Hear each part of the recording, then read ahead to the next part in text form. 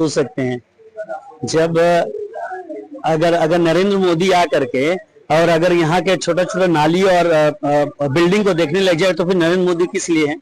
आखिर सांसद, विधायक और हमारे प्रधानमंत्री, हमारे मुख्यमंत्री लोग काम क्या है? लोग काम है सिर्फ बजट, पैसे को कहाँ से लाया जाए, पैसे को ला करके हम उसको कहाँ खर्च किया जाए। नगर निगम के मेयर मैडम का काम क्या है? वो राज्य सरकार से मिले, वो केंद्र सरकार से मिले, वो जाएं अपने निगम के लिए 500, 1000, 2000 करोड़ रुपया लेकर के आए, रखें, डिप्टी मेयर पार्षद साथ बैठे और वो बोले कि देखिए इतना फंड आया है, आप पार्षदगण अपना अपना बताइए विकास का कार्य को क्या क्या करना है। डिप्टी मेयर से पूछे कि आपका विकास का काम क्या क्या है। इन सारी चीजों को काम किसका है? वो मेयर का काम है। पार्षदों का काम है नाली देखना, पार्षदों का काम है लाइट देखना, पार्षदों का काम है साफ सफाई देखना। ये पार्षद इसीलिए बनाया गया है कि वो ग्राउंड लेवल, ग्रास रूट पे रह करके काम करे, समस्या का स्थानीय समाधान। राइट। और मेयर मैडम का काम है जाके हेमंत सोरेन जी से मिले, नगर विकास मंत्री से मिले, केंद्र सरकार चले जाए, दिल्ली में जाकर के बैठे, जैसे विद्युत महतो जी बैठते हैं, गडकरी साहब से मिलते हैं, बोलते हैं हमारा सड़क को पास कराएं। तो बहुत ऐसे सिस्टम है जो मेयर मैडम के ऊपर डिपेंड करता है। पार्षद का काम है ग्रास रूट पे सारी समस्याओं को ला करके मैडम के पास देना, मैडम उनको सारा जो भी है उसको निष्पादित करने की, भाई ठीक है सब। तो मैडम का काम एक ही है कि आप फंड ले आइए मानगो को, ना कि नाली रोड, नाली साफ करते समय आप खड़े होकर फोटो खिंचाएंगे। जिसको का काम हो रहा था आप वहां खड़ा होकर बोलती है हम जिसको को लेके ला दिए हैं। अरे भाई साहब, ये आज 25 साल 50 साल से हम लोग देख ही रहे हैं।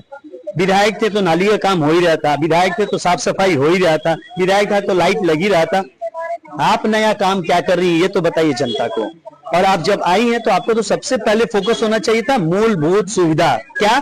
पानी, क्या? लाइट, और क्या? सफाई। ये तीन काम आप कर दीजिए, उसके बाद आप बिल्डिंग बनाइए, आप करोड़ों का संपत्ति खरीदिए उसके लिए। अब गाड़ी खरीदने की बात आई, 3 से 4 करोड़ का बात है। और अभी आप लोग मीडिया के माध्यम से मैं कहना चाहता हूँ, एक बार अगर आप मानगो नगर निगम के अंदर में देख लीजिएगा तो करोड़ों की ऐसी गाड़ियां हैं जो सड़ रही हैं। आप चलिए सिटी इन के पीछे में, अब मैं बोल रहा हूँ ना सिटी इन के पीछे देखिएगा, वहां से सारा गाड़ियां हट जाएंगी क्योंकि उन लोगों को पता है कहीं मीडिया जाकर पहुंच न जाए। 25 से 30 गाड़ी ऐसे जो सड़ रही है, इसका मानगो का टैक्स जो आप कॉलर पकड़ पकड़ के जनता को वसूल रहे हैं उसको आप सड़ा रहे हैं। आप मानगो की जनता से पानी का टैक्स ले रहे हैं, होल्डिंग टैक्स ले रहे हैं। अरे बॉस, मानगो की जनता को जीने दीजिए ना। और आप 3 मूलभूत सुविधा एकदम सॉलिड कर दीजिए, उसके बाद आप बिल्डिंग बनाइए, गाड़ी खरीदिए, पार्षद को कोई दिक्कत नहीं। पार्षद को कहना है कि जनता के पैसा को आप ऐसे बर्बाद नहीं कर सकते। हमारा यही मूलभूत हमारा बैठक में यही कहना था। मैडम, आप जो खरीदने की बात कर रही है, पहले आप ये बताइए कितनी तो गाड़ियां हैं? तो बोलिए 100 कुछ गाड़ियां हैं। तो हमने कहा उसमें कितना चल रहा है, कितना ब्रेकडाउन है और कितना स्क्रैप हो गया है, उसका डाटा उनके पास नहीं है। तो ये क्या है? अब आप पहले जो बंदर बाट होता था हो गया, अब जो है पार्षद को जवाब देना है जनता को, पार्षदों को जवाब देना होगा मेयर मैडम को और अपर आयुक्त को। तो ये सारा चीज मुद्दा था हमारा। मुझे कल की घटना के बारे में कुछ बताना था। कल जो घटना हुआ, बोर्ड मीटिंग का जो बैठक हुआ, 4 महीने के बाद बैठक हुआ। बैठक में सभी लोग अपने अपने एजेंडा को पहले से ही दे दिया गया था, जैसे कि पहले से ही नगर निगम के द्वारा मांगा गया था। तो जब सभी पार्षद अपने अपने एजेंडा को दे दिए, उसमें से किसी एजेंडा को उसमें शामिल नहीं किया गया। किसमें? जो नगर निगम के द्वारा जो एजेंडा हम लोगों को दिया गया। तो इस बात को लेकर के जब बोर्ड मीटिंग में जब बैठक हुई तो उठाया लोग कि भाई हम लोग के एजेंडा को कहीं नहीं रखा गया। तो उन्होंने कहा, नगर निगम के पदाधिकारी ने कहा कि आपके एजेंडा का भी बात होगा, पहले इस एजेंडा पे हम लोग सहमति असहमति कर लेते हैं, उसके बाद फिर आपके एजेंडा पर भी बात होगी। सभी लोग ठीक होगा, भाई ठीक है, सहमति जता देंगे, ठीक है, इसके बारे में बात करेंगे। उस बीच में किसी न किसी बहाने बैठक को डिस्टर्ब किया गया, जो सब सुनियोजित था पहले से। और जैसे ही 19वां एजेंडा पे बात खत्म हुई, उसके बाद मेयर मैडम एक छोटा सा हल्ला गुल्ला बहाना बना करके वो बैठक से चली गई। तो अब इसमें ये हम लोग पूछना चाहते हैं कि 4 महीने के बाद बोर्ड की बैठक होती है और इस तरीके से मेयर मैडम को बैठक को नजरअंदाज करके चले जाना, सभी पार्षदों का बातचीत को नजरअंदाज कर देना, कहाँ तक उचित है।